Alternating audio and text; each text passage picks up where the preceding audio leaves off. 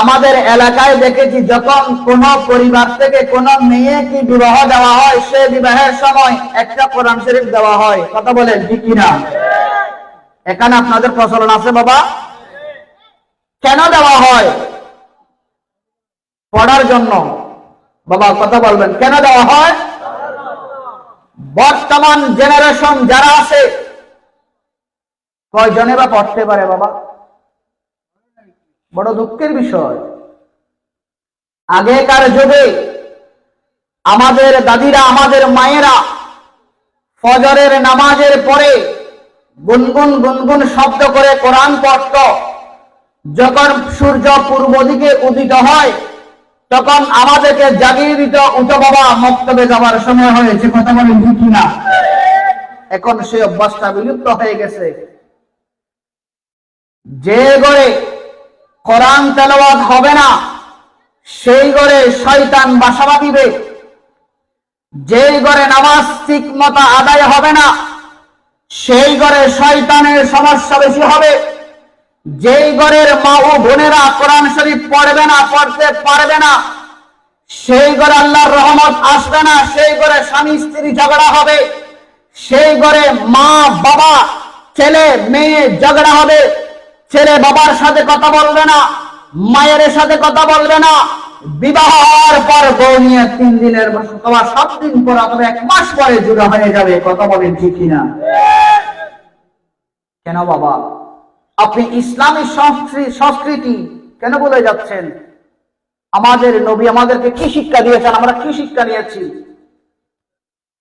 আল্লাহ আমাদেরকে বোঝার তৌফিক দান করুন। বিসমিল্লাহির রহমানির রহিম। কুল লিল মুমিনিনা ইয়াগুদ্দু মিন আবসারিহিম। আল্লাহ বলেন, নবী গো আপনি মুমিনদেরকে বলে দিন, মুমিন পুরুষদেরকে। দেখেন 30 নম্বর আয়াতে পুরুষদের কথা, 31 নম্বর আয়াতে মহিলাদের কথা। আল্লাহ বলেন, নবী আপনি মুমিন পুরুষদেরকে একটু বলে দিন, ইয়াগুদ্দু মিন আবসারিহিম,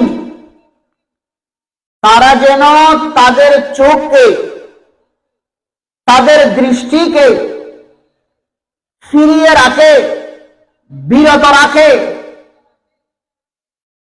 কোথা থেকে? তাফসীরে জালালাইন শরীফ করেন, ওখানে পাবেন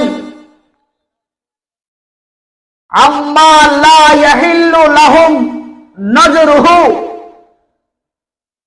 ইয়া রাসূলুল্লাহ, যেই দিকে তাকানো অথবা যাহা দেখা তাদের জন্য হারাম, ওই দিকে যেন না চায়, ওই দিক থেকে যেন তাদের দৃষ্টি ফিরাইয়া রাখে। এটা আমি আল্লাহর বিধান। খিমানি, আমরা কোন জিনিস দেখব এবং কোন জিনিস দেখব না সেটা নির্ধারণ করে দিয়েছেন কে? এখন আমরা আল্লাহর কথা মানব নাকি মানব না? আল্লাহর কথা যদি মানতে হয় বাবা মনে কষ্ট আনবেন না। আল্লাহর কথা যদি মানতে হয় এ কোরআন জানা আমাদের দরকার আছে না নাই? 5 ওয়াক্ত নামাজ দরকার আছে না নাই? মা বাবার সেবা করা দরকার আছে না নাই? বেগানা মহিলাদের দিকে না তাকানো, বেগানা মহিলাকে না দেখার প্রয়োজন আছে না নাই? বর্তমান ইয়ং জেনারেশনের অ্যান্ড্রয়েড সেটে